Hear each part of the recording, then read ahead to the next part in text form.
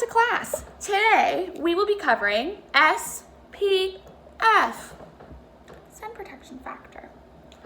Now, I only recently, and by recently I mean in February, learned the proper way. Hold on, there's popcorn on the floor.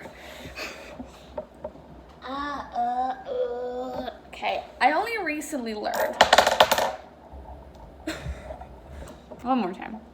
I only recently learned the proper way to understand SPF, and I figured if someone who has been working in the makeup skincare industry for 4 years, still has no damn idea, then does everyone else have a damn idea? Potentially not. And the goal here today is to educate and choke. So, this is not sponsored because I'm bringing in product. So, I have with me 2 products. Vichy with an SPF of 60. La Roche-Posay with an SPF of 50. So this is what we learned at their schools that I am imparting on both of you. The number you see, the SPF, does not mean that you can stay in the sun for 60 minutes or 50 minutes. It has absolutely nothing to do with time. So, essentially, the sun causes UVA and UVB rays. Okay? Pause. Okay. Damn near died. Okay. We're back. So, I've notes. So, sun causes UVA and UVB rays. These rays, 80% can go through the clouds. Like, obviously 100% on a sunny day. 80% through clouds, 80% off of snow because it's white and reflective, 25% off of water, 15% off of sand. Depending on how white and reflective the sand, I need to start working out. So, here's the thing. The number SPF actually determines how much UVB your body can absorb. It has nothing to do with time. So for instance, a black person could survive on an SPF of 30 and be completely covered and like have no issues with UVB. If you're white, what's recommended is 50 plus. Now, the thing is, if you're white, a 60. Well, 50 plus slash 60, we'll get there. So essentially, if you were to use an SPF of 50, you would be covered 98% for your UVB rays. If you go up to a 60, you're only covered 98.3%. And if you do an SPF of 110, you're still only at 99%.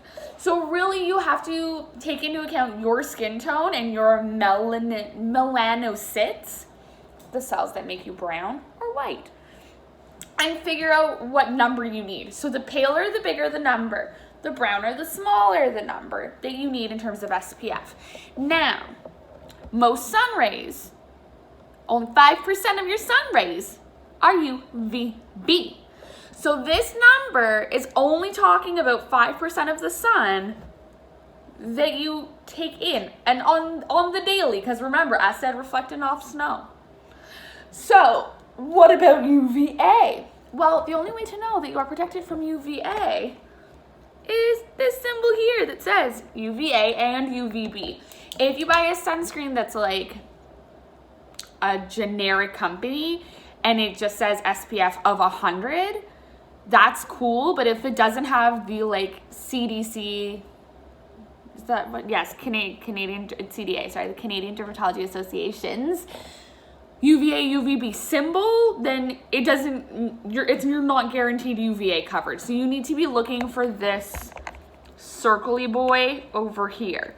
So far we've covered big number white people, little number black people, UVA circle, okay? The other thing you need to know, regardless, you always need to reapply every 2 hours. Usually, I think an hour if you're in water or sweat a lot, 80 minutes. Now we can go up to 80 minutes, which isn't too bad. So an hour and 20 minutes if you're white. If you're drab but still in the sun, every 2 hours. Now, let's say you use a sunscreen under your makeup and you're supposed to reapply every 2 hours. How the heck are you going to reapply your sunscreen over your makeup? That doesn't make sense. Here's the thing. You put on a sunscreen. You've got 2 hours. You put on makeup. You walk. We'll do a little.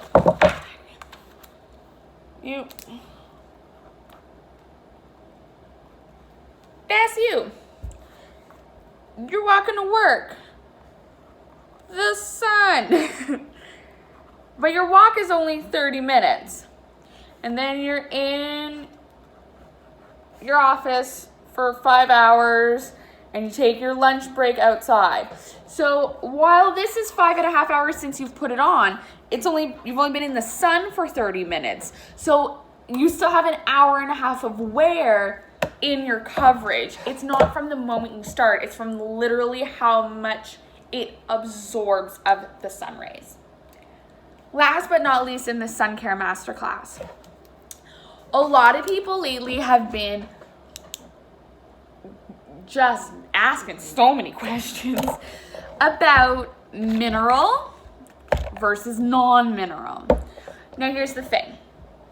If you read on it, Mexoral, it says it over here. I don't know if you can read that right here. It says avec Mexoral. Mexoral is a compound created by L'Oreal that is actually mineral based, and creates a shield so that the sunlight is refracted off of you, as opposed to being penetrative like chemical ones that you might find in other brands. Now, and there's another thing that's in them sometimes. I forget what I'm thinking of. It's on the tip of my tongue. Anyway, Mexoral is in a lot of them now, and it is technically mineral based, which I did not know, because everyone is coming in and looking for the ones that say mineral on them that are made with titanium dioxide and zinc oxide. Now those are organic minerals that are different from non-organic minerals that both refract, but one is better than the other for your skin. But in theory, you're getting the same sun care coverage, and it's still better than the ones that absorb into your skin. So to recap, brown, small number SPF, white, big number SPF. Bigger number, bigger coverage, but you don't need to spend a lot because it has nothing to do with the sun. You spend 2 hours in the sun and then you reapply. You're gonna get burnt if you're white, not if you're out there for 6 hours. That's still stupid, but reapply. And you don't need 110. So they're starting to get those off the market, and they're going to start selling ones now that just say 50 plus, because at 50 you're covered, like I said, 98%, and 110 is only 1 extra percentage. It makes no sense. So they're going to be rectifying that. And look for the UVA symbol, and mineral or Mexoral, which is a melange, if you will, are minerals, but titanium oxide and zinc dioxide, or titanium dioxide and zinc oxide, I always forget, are organic. Sun care masterclass. Now go out there and don't get tan because that's sun damage. Go out there and get some sun, babies. Okay, bye.